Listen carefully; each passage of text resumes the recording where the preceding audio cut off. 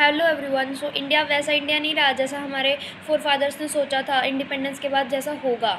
It's just like not democracy, it's just like dictatorship चल रही है यहाँ पर। मोदी की इतने सालों से वो रूल नहीं कर रहा है, वो अपनी तानाशाही चला रहा है और उसकी पूजा पाठ भी की जा रही है क्योंकि हमें धर्म के भेद पर लड़ाया जा रहा है। अगर हम धर्म को भूल जाते हैं तो जाति का भेद आ जाता है, क्योंकि इन्हें पता है अगर हम इन चीज़ों से उठ गए तो हम हक की बात करने लग जाएंगे, जो हम अब कर रहे हैं।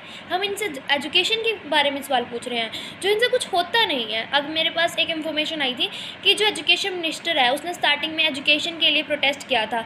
शायद वो अपने पुराने दिन भूल गया है कि उसने कैसे क्या किया था, बट उसे नहीं भूलना चाहिए क्योंकि वही डॉक्टर्स आगे चल के लोगों का इलाज करेंगे और क्या पता उसका इलाज करते उस बच्चे को याद आ जाए कि इसने मेरे साथ क्या किया था और उसकी नस काट दे।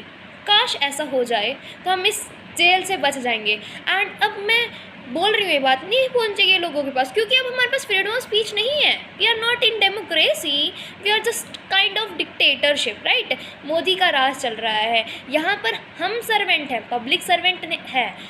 गवर्नमेंट को सर्विस प्रोवाइड की जा रही है, ना कि गवर्नमेंट हमें सर्विस प्रोवाइड की जा रही है।